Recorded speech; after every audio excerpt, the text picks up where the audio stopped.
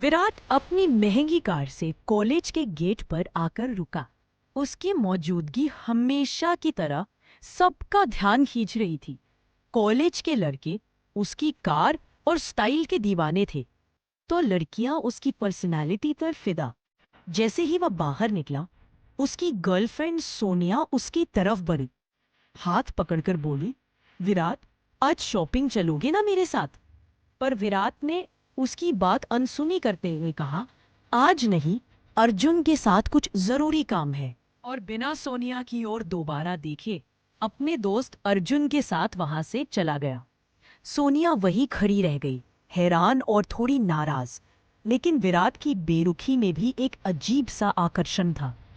College के campus में जैसे ही घंटी बजी, विराट के साथ उसके दोस्त अर्जुन, राज, प्रियंका और सोनिया एक ग्रुप में कैंटीन की ओर बढ़े।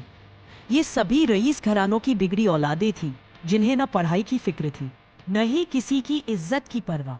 उनका शौक था सिर्फ मजाक उड़ाना, नए छात्रों को डराना और अपने पैसे और रुतबे का दिखावा करना। उस दिन भी कुछ नया नहीं था। कैंपस में दाखिल होते ही उनकी नज़र कुछ नए छात्रों पर पड़ी। तभी उनका ध्यान राहुल पर गया। एक शांत, शर्मीला लड़का जो पहाड़ी इलाके से पढ़ने आया था। उसकी आंखों में आत्मविश्वास तो था, लेकिन कपड़े और बैग उसकी साधारण हैसियत बयान कर रहे थे। उसे कॉलेज की स्कॉलरशिप मिली थी, क्योंकि वो पढ़ाई में होशियार था।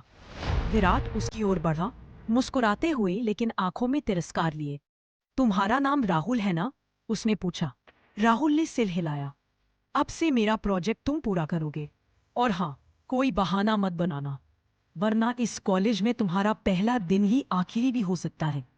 विराट की आवाज में धमकी साफ झलक रही थी। बाकी सब हंस दिए, लेकिन राहुल चुप रहा। उसकी मुट्ठियां भींची थी, लेकिन आंखें शांत थी। शायद ये शुरुआत थी एक ऐसी कहानी की। कॉलेज का माहौल गर्म था। राहुल ने जैसे ही विराट को उसके प्रोजेक्ट से मना किया, विराट का चेहरा तमतमाम उठा।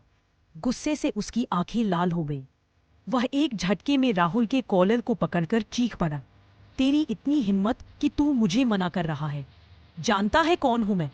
बिना कुछ सुने उसने राहुल को धक्का दिया और थप्पड़ मारने के लिए हाथ उठाया ही था कि तभी सामने से सिया और उसकी सहेली राधिका कॉलेज में दाखिल हुई। उन्होंने देखा कि एक सीनियर एक गरीब से दिखने वाले लड़के को बेरहमी से पीट रहा है।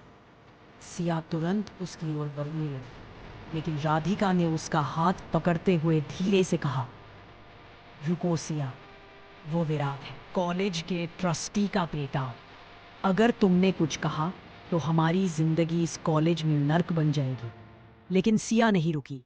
उसने साहस दिखाते हुए आगे बढ़कर विराट का हाथ पकड़ लिया और तेज आवाज में बोली, छोड़िए उसे।